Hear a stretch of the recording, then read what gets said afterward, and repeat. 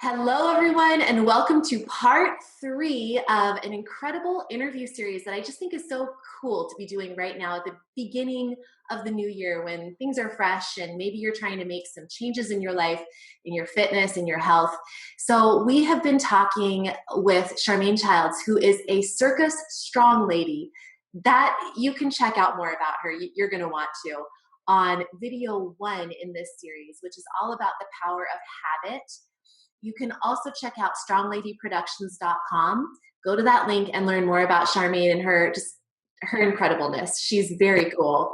And she is talking to us about the power of habit, the power of ease, and the power of play. That's what we're talking about today. As far as bringing, strengthening yourself physically and mentally, both on and off the mat. So this is really all about global up-leveling of your health and your life. And I really want you to tune in to today's interview, which again is about play, which I think is something not many of us do once we're grown-ups and we've got the kids and we've got the bills and we've got the job and we've got all the stuff. It's hard to bring it in. But I want Charmaine to tell us a little bit about why it's so important, and I'll let her take it from here. So it is important, basically. The most important thing to take away from this is we should play more, and that we don't actually need to make time to play. All the stuff we're already doing, we can bring play to it. And, especially when you said that, we've got the job and we've got the kids, I'm like, they are perfect vehicles for play.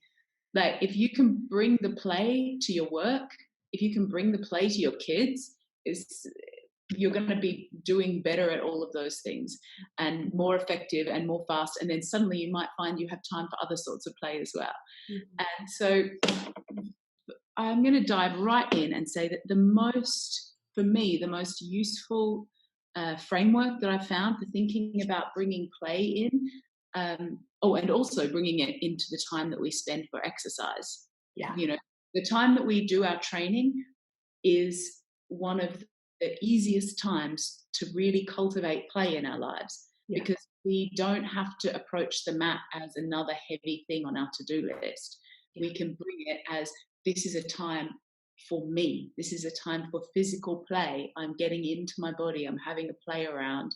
And once we talked in the first video a lot about habit, but once we get that mental habit of approaching something that can be hard physical work as play, then that habit will seep into the rest of our lives. And the next thing you know, when we're doing the dishes, we might dance along to the song on the radio, and we might throw some bubbles at our kids. It's like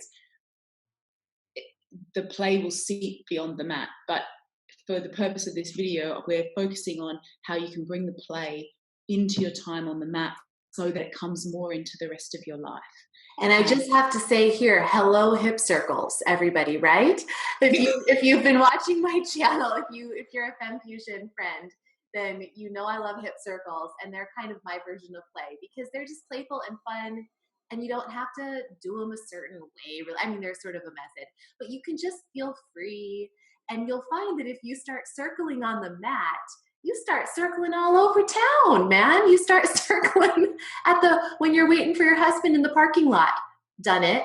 You start circling when you're brushing your teeth, all that kind of stuff. So just had to throw that little plug for hip circles in the. Yeah. And also, especially anything that is challenging and awkward that you're going to do in your training, that is the best part of your training, to really focus on play. I've spoken already that I'm currently really focusing on trying to train handstands. That is a great time to play because you fall a lot. And so if you're approaching it from a playful place, when you can't get it, you laugh. And then it's not exhausting, it's not terrible, it's not frustrating, it's just funny. Mm-hmm. And so we'll get more into that. For now, I want to start by talking about the flow state. And I'm sure a lot of your viewers will have already know what the flow state is, but I want you to think consciously about it when you come to your training time. that if you're consciously cultivating a flow state in your training, what that means is basically you have intrinsic motivation for the work. This is what the flow state has been broken down to, is you've got intrinsic motivation, which is what we talked about in the last video with the power of ease, about effort without attachment or aversion. That the motivation for the training you're doing is the doing of it. That what you're doing in that moment, in and of itself, has its own reward, not just the fruits of the labor that are down the road. So it's finding the internal reason for why you're here in this moment, to find the pleasure in doing it right now. There's an experiment they did in, I want to say, the 70s, maybe the 80s, very famous one called the marshmallow experiment, where they had a bunch of kids in the room and they were given one marshmallow and then left. The adult would leave the room and tell the kid that if they didn't eat the marshmallow while the adult was gone, then they would get 2 later. The kids who ate who had the instant gratification, who took the marshmallow now, then when they grew up, were less successful than the kids who could delay the gratification and wait, like across, like I think they left it 20 years or something, and all, like across the board, the kids who could delay gratification for later had more success in the future life. And I often think that's, for me, a key for intrinsic motivation, is if you're only focused on that you will get the second marshmallow later, wait, those kids couldn't do it. They ate the marshmallow. They tried and they were like, I've got to do it. Mm-hmm. But the kids who were able to wait, they were able to tap into something, not just the knowing of a second marshmallow later, but they were able to tap into something in that moment that would take their attention. It's like they were able to stop focusing on the one marshmallow. So you're saying they had more intrinsic motivation to, yes. They found something that allowed them to delay the gratification. Mm-hmm. Yeah. And so in terms of the training on the mat, like for me with handstands, or for someone who is trying to heal some problem with their core stability, the second marshmallow is the pain-free life, or the solid handstand. Uh-huh. The first marshmallow, being able to not eat that one now, that's not, like, not eating the first marshmallow is not giving up on the second marshmallow.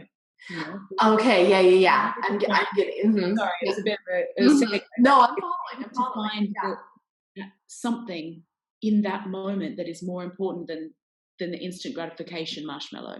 Exactly. If you, it's again having a reason for what it is that you're doing, why you are doing like, the daily practice, exactly. why you're creating that new habit. You know? Yes. Yeah. And so if you look at it as, I could spend half an hour doing my exercises, or I could sit on the sofa for half an hour with a coffee. There you go. Yeah. You might want to sit on the sofa for half an hour with a coffee. Yeah. But if you can find the thing, the pleasure, the play of that half an hour of exercise that is more than just knowing that it's a step towards being pain-free later. Yeah. Or a step towards a handstand later. If you can find the play in it now, the pleasure in it now, the intrinsic motivation, then you have a step into flow state. Mm-hmm. When you're in flow state, you lose track of time. It becomes effortless. Yeah. This is what we're hoping for, you know, it's like to be able to have, you know, plan to train for 20 minutes, and the next thing you know, you've been training for 2 hours and you didn't realize it. Yeah. You know? Or to be able to just go so deeply into the body that you feel like some spark of understanding of an activation that you couldn't get before. That's flow state. And that's why we want to grasp onto it. And because it's fun. And so we want to find that. Also, the other way is that you can't access flow state unless your level of ability and the level of challenge are matched. So when you are perfectly in alignment between what is possible for you and the challenge, then you can get into flow state, because you can get lost in it. Like, doesn't mean you're necessarily nailing every attempt at something, but where the challenge is achievable. Uh-huh. And so this is where, when we talk about exercises on the mat, Mm-hmm.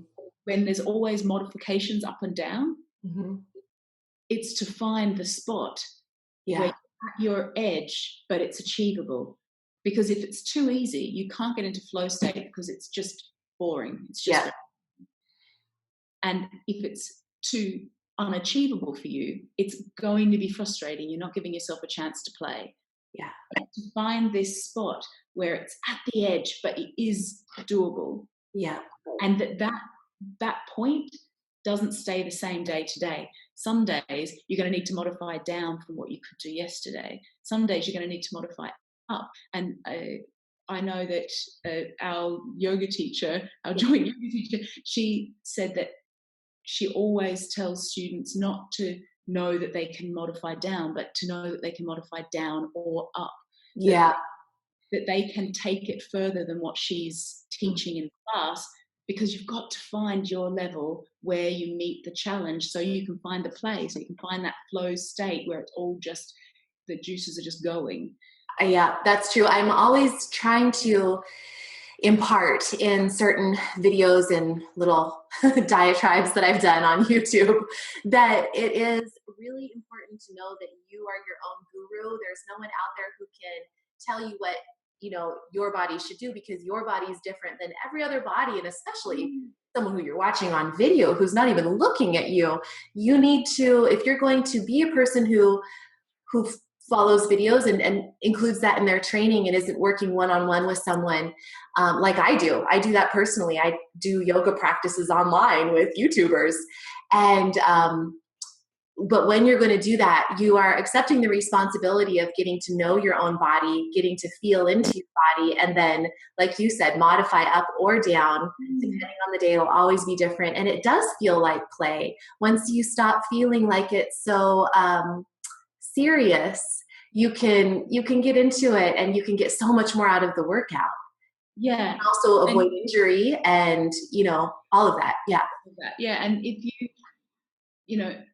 you're going to have to test it. Like, there are points at which something has been beyond you, but then you've been doing stuff for a while, and you've got to test.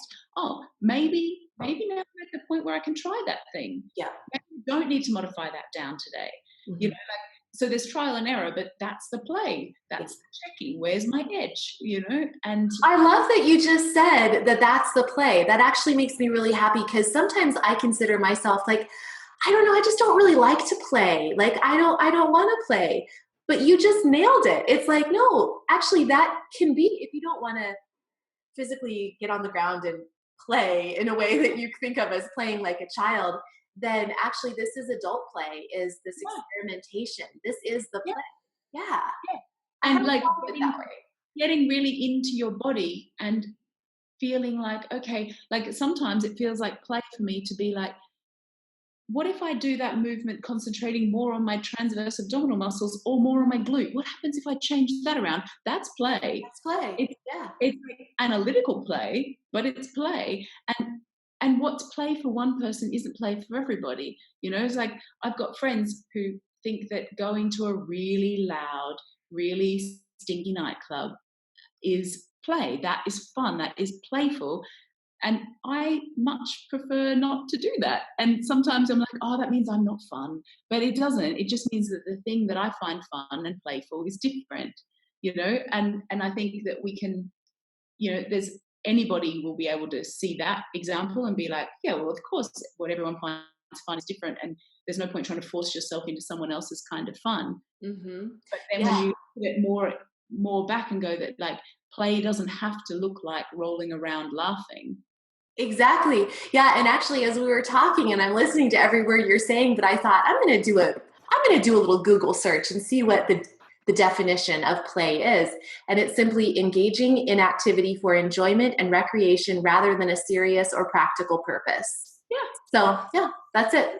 Yeah. And so our time on the mat can be like, there is at some point we sit and we analyze and we make a purpose. We go like, okay, I'm going to do these exercises because I want to achieve this thing. Yeah. But then when we actually are doing them, we've already, the plan is when our sensible person gets involved. You know, the person who analyzes it all goes, okay, right, here's where we are, here's where we want to be, here's how we're going to change that trajectory. But the time on the mat we can play because we trust that that part of us made the right decisions then, and we don't have to make those decisions every day, which is why a plan or following a video comes in really handy, because you don't have to be analyzing while you're playing. Yeah. You can follow the rules of the game. You know the rules of the game. The rules of the game are this exercise, this exercise, this exercise, and then you find the play in that. And that brings me to the idea of playful communication. And the communication isn't only how we talk to other people, it's also how we talk with ourselves. And we talked about it in both the other videos already, but this idea of accepting where we are now, being enough already, and not fighting against the reality that we're starting from. Sorry to interrupt, Charmaine, but I just got the vision or the word play nice in my head. It's like you tell your kids to play nice with each other. You need to play nice with yourself too. Yeah. Totally. And because it's like the first of, you know, in yoga, when they talk within the sutras, the very first fundamental philosophy of yoga is non-violence.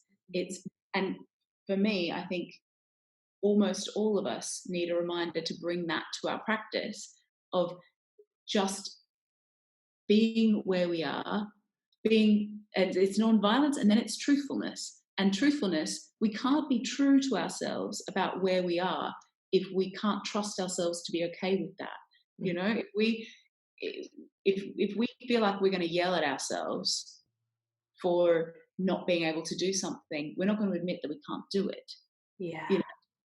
Or if we don't trust ourselves that we're not going to yell at ourselves if we fail at something, we're not going to try and check if we can do something a bit further, we're going to stay where it's safe. So if we can be non-violent, then we can be truthful. And if we can be truthful, then we can see truly where we are and know what the next best step is. We can know how to match our ability and our challenge level. But if we can't be truthful with ourselves because we're afraid of ourselves, we can't do it. So this playful communication of being like, oh, whatever it is okay. You know, I fell down from that thing. Well, I looked like quite the idiot. You know, like, to be fine. If we can accept where we is, then we can be in approach mode towards what's next. I bet you've had to deal with that a lot in your career as being a strong lady. I'm sure. Do you have any like specific examples that you could tease out? Like probably in everything, but so when I do shows, I do them in lots of different environments. One of my favorite places to perform is at outdoor festivals. So in those situations, you have an audience of people who are wandering around the festival, or the festival might be in a town centre and they're wandering around the town centre. And I put on my music and begin my show, and part of the show is to attract those people, to create an audience out of people who are wandering around. Now, the beauty of outdoor work is the honesty of it, that if somebody's not interested, they will get distracted. They leave. And the beauty of that is that your show is for the people that want to see it. No one's going to stay because they have to, because it'd be really noticeable if they got up and left the theatre. They're there because they are interested. And if they leave, then it gives you a very clear way to see, that part of the show needs a bit of work, because it's quite a few people left at that moment, you know. But if I've now it's become really just, it's an instinctive thing because I've done it so many times now. It's become a habit. I don't have to think about it. But when I go into performance mode, I really go into a non-violent place with myself, where I trust the show, I trust the material, I trust myself.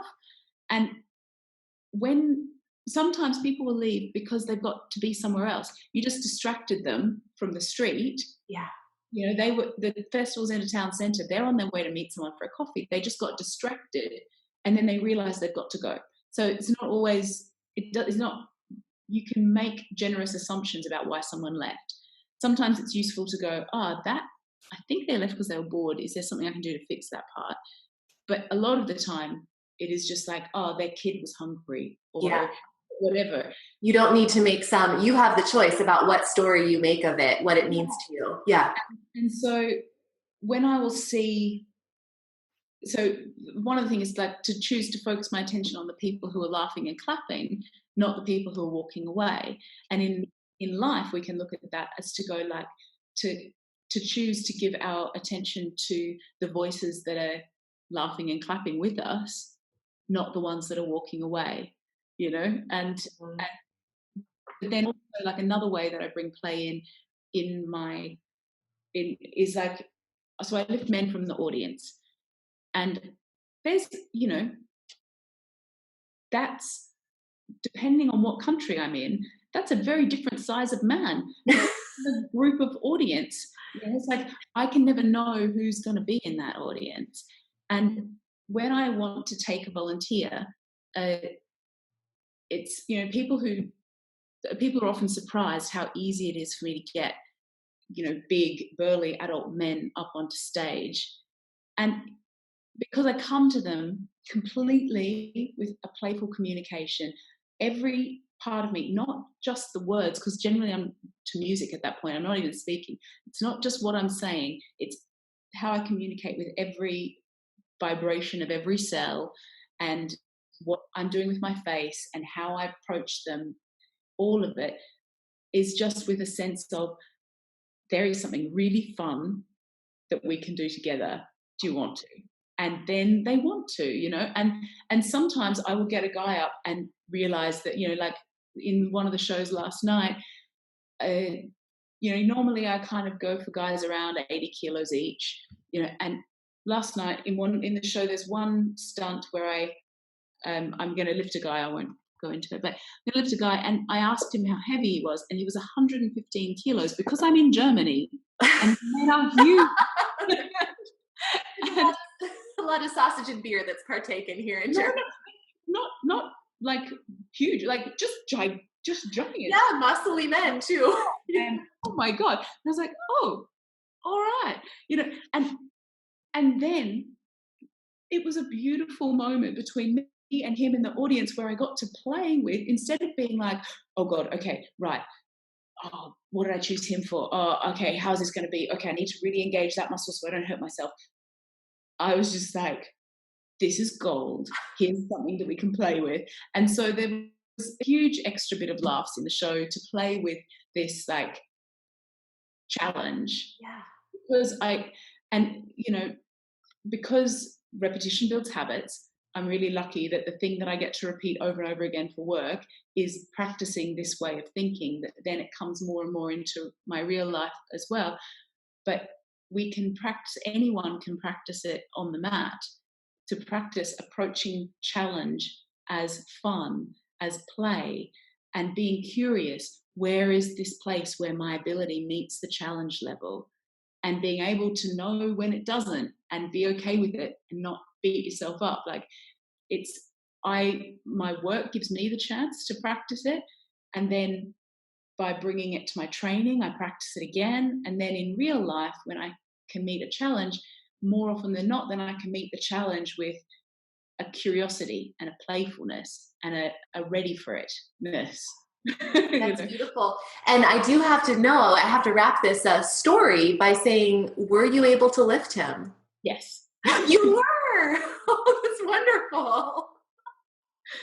That's great. Yeah, I'm yet to meet a man I couldn't get off the ground. So I was actually going to ask you that, if there's ever been one that didn't work out so well that you had to play and say, oh, there have been play that one away.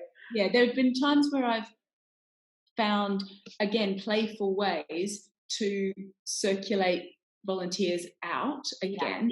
Yeah. But mostly it's never been because of their weight. It's because sometimes I've misread it and I've gotten them onto stage and I've realized that it's not fun for them. They're actually resisting probably. And so, To go like, oh, this is not, and because one-sided play is not fun. yeah, Uh, for sure. and I'm the one who's at work, not them. If that's not fun for them, they don't need to be there. So I've built lots of ways into the show where I can bring someone up, and if our play isn't working, that I can send them back in a way that doesn't look like, oh, that was a bad idea, that is just playful. So it's like, okay, great, and then you're gone, and then you're in, and then here we go.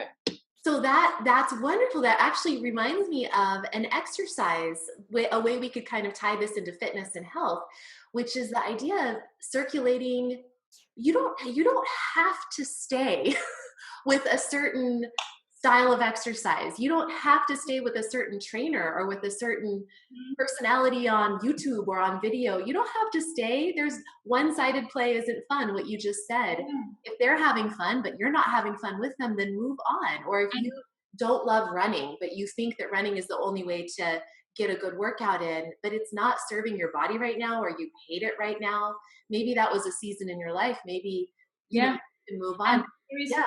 I went to a symposium on injury prevention a couple of years ago, and there was a lot of very amazing people speaking at it. There was like the head coach from Manchester Football Club or someone like that, like big, people who are really like sports science people.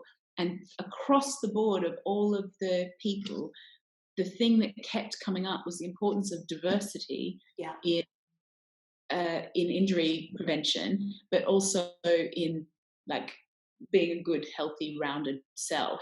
Yeah. And they talked about the compromise that we have between specializing, because if, like we said in the habits video, the way to make something be instinctive and an automatic response in your body is through developing a habit. So if you want to be able to do the handstands, you've got to train handstands every day. Yeah.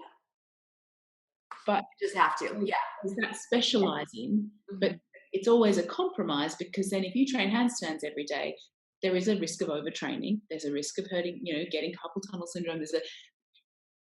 But if you want to propel yourself forward, you need to build those instinctive motions in your body through habit.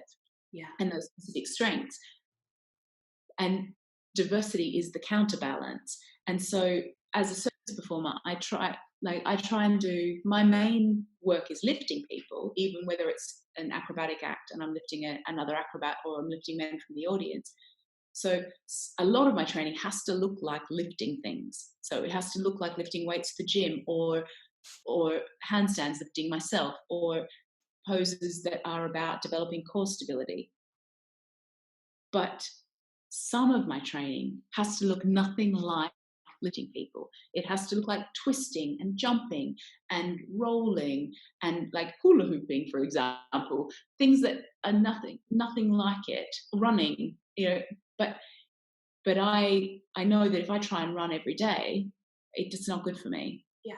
But adding running as a sometimes activity is really great for me. So if someone's focusing on a specific goal in their health, then they need to specialize to a degree. But then part of your training plan is the progress towards that thing, but part of your training plan is rest, like from the last video, and part of your training plan is diversity. It's just play. It's moving your body in a physical way that feels fun, that looks nothing like the other stuff. Yeah. Yeah, that's great. I love it. And that's just yet another way of making exercise and figuring out what works for you be play. So you don't feel like it's a chore. Like, okay, Charmaine's telling me I have to play. I need to go and kick a soccer ball around, even though I don't want to do that. Yeah. But yeah, just experimenting, getting to know your body, getting to learn what works for you and what doesn't, and having fun with switching it up. And I heard this quote once: date every form of exercise until you find the one you love. I liked that. But that's and you play. continue loving the same one. Yeah. And especially if you want to love that one for a long time, then keep adding diversity in so that you don't overload on that one thing. For sure, this is one place where you do not have to be in a monogamous relationship at all. In fact, no, but your exercise. Think of it like relationships. It's, if the relationships where someone tries to make their partner be everything for them, Yes. never works. You know, you still need friends, you know, like you still need family support. You still need other things that that person can't give you. And it's the same with exercise. Yeah, that's so true. You can get really into that when you get into yoga, I've found. It's like when you dive into the world of yoga, it can take over everything. And often the practices are fairly long, and you can find that you just get very single focused. And I think it is good to mix things up and spice things up with Yeah. whatever you're And chosen. even within the realm of yoga, though, there is the ability to go, okay, if you know, if most of the time you flow through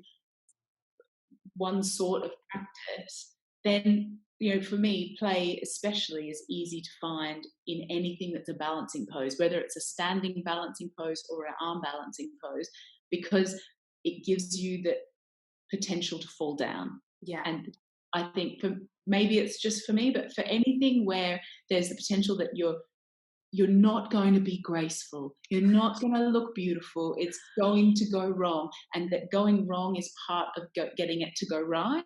Yes. Chance to play. And you know, it's a which is why part of, you know, like working with handstands for me at the moment, i'm I'm loving it because it is this playful thing. There's a million different ways to come in and out of it. There's once you hold one, what can you do with your legs? There's all these things, but also a huge part of it is every time that you go up and you fall down and you look like an idiot, and it's a chance to choose to react in a playful way instead of a serious way. Yes. So I'm practicing that. You're practicing the habits that we talked about in Yeah. video one, and you're practicing the ease that we talked about in our second part of this video. This is, oh man, dang, that was great. Charmaine, I'm gonna have us wrap this up. So is there anything else, as I've asked before, is there anything else that a practical tip you'd like to leave people with, or just anything that we missed along the way? I think just to remember that we are a whole self. We're a mind and a spirit and a body, and in all of it, the playing is not just going to come from your physical body or just from your emotions or just from your thoughts. It's like bring it all in, let your whole self play in the way that is actually play for you.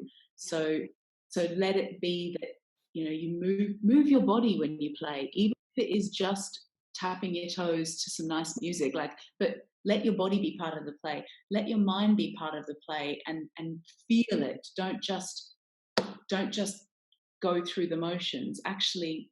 And don't go through the motions for the idea that I'm ticking the box of playing today, you know. Play, done, played. Play, Okay, I'm good. yeah, I'm good. yeah. And or, you know, when we talked about the intrinsic motivation, like don't just be like, okay, right, I'm doing this thing so that I get to this point. Find the play within it.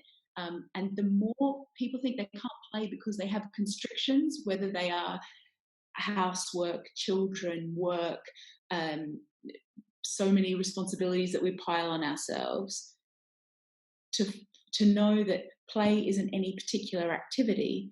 Play is how you approach any activity. And so we can bring it into our exercise, we can bring it into our cleaning, we can bring it into our childcare, we can bring it into our work. It's yeah, just let it be a little bit more fun. And one more reminder that you just have to find that level where it's possible for you, where it's at your edge, but it's possible, and match that level of challenge with the level of ability. And that gives you the room to get lost in it. Fabulous. Love it. Love it. Love it. Anybody who is still with us, thank you for watching till the end of our three-part series, and definitely check out Charmaine at strongladyproductions.com. The link is going to be in the video notes below. And definitely subscribe to my YouTube channel if you want more women's health inspiration and information. And thanks again, Charmaine. Really appreciate it. Thanks for watching. See you later. Thanks a lot. See you later. Bye. Bye.